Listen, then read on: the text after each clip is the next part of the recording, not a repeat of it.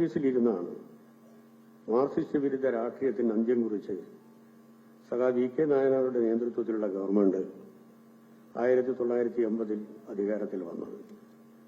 അതിനുശേഷം 3 തവണ സഖാവ് നായനാർ, 1 തവണ സഖാവ് വി.എസും 2 തവണ സഖാവ് പിണറായി വിജയനും മുഖ്യമന്ത്രിയായത് ഈ ഓഫീസിലിരുന്നു കൊണ്ടാണ്.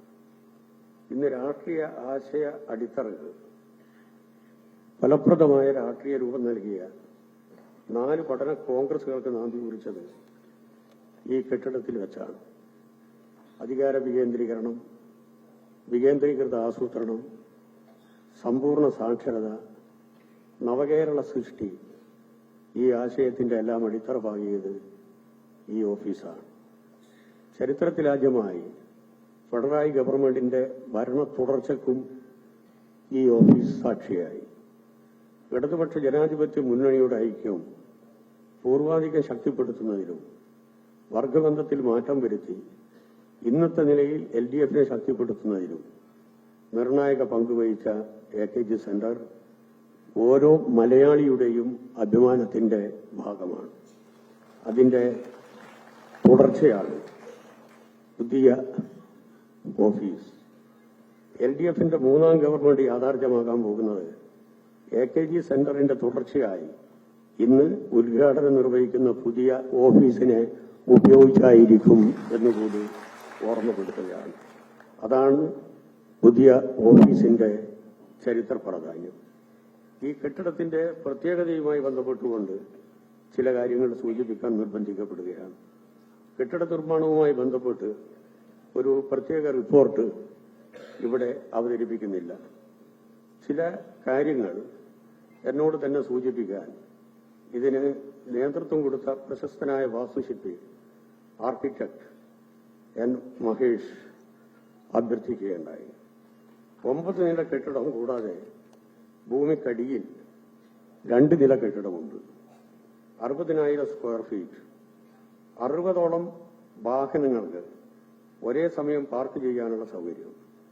3 വർഷമെടുത്തുകൊണ്ടാണ് ഈ പണി പൂർത്തീകരിച്ചതെങ്കിൽ പോലും 2 വർഷമായിരുന്നു കോൺട്രാക്ട് കാലാവധി. സാങ്കേതിക കാരണങ്ങളും കേസുമുള്ളതിന്റെ ഭാഗമായിട്ടാണ് കുറച്ചു സമയം വൈകിപ്പോയത്. പരിസരവാസികൾക്ക് ബുദ്ധിമുട്ടുണ്ടാക്കാതെ പകൽ സമയത്ത് മാത്രം ജോലി ചെയ്തുകൊണ്ടാണ് ഈ കെട്ടിടത്തിന്റെ പണി പൂർത്തീകരിച്ചത്. നിശ്ചിത തൊഴിലാളികളെയും നാമമാത്രമായ സാങ്കേതിക വിദഗ്ധരെയും മാത്രം ഉപയോഗിച്ചുകൊണ്ടാണ് ഈ കെട്ടിടം പൂർത്തീകരിച്ചത്. കെട്ടിടത്തിന്റെ 25% മാത്രമേ എയർ കണ്ടീഷനുള്ളൂ. പ്രകൃതിദത്തമായ ടൈൽസാണ് ഇതിനുവേണ്ടി ഉപയോഗിച്ചത്. 5 സ്റ്റാർ റേറ്റുള്ള ഇലക്ട്രിക്കൽ ഉപകരണങ്ങൾ മാത്രം ഉപയോഗിച്ചിട്ടുള്ള ഒരു കെട്ടിടമാണിത്. മതിയായ മഴവെള്ള സംഭരണം ഭൂമിക്കടിയിൽ സജ്ജമാക്കി. ഫയറുമായി ബന്ധപ്പെട്ട എല്ലാ പാരാമീറ്ററുകളും അംഗീകരിച്ചു.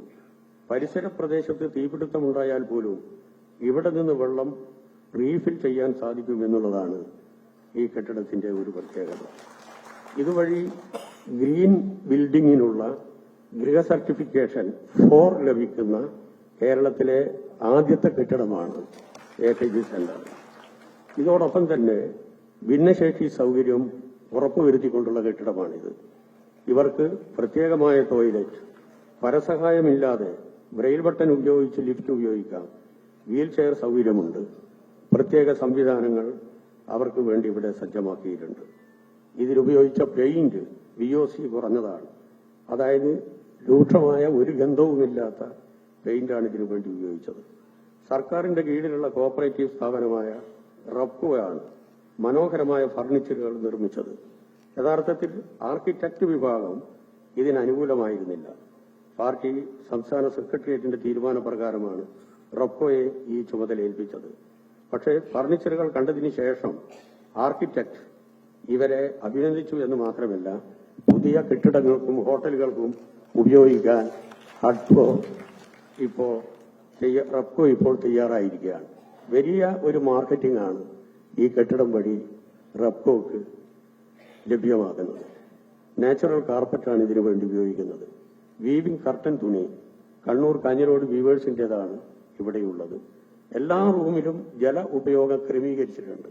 അനാവശ്യമായിട്ടുള്ള വെള്ളം ഉപയോഗിക്കാൻ സാധിക്കില്ല. 20 kV സോളാർ സൗകര്യമുണ്ട്.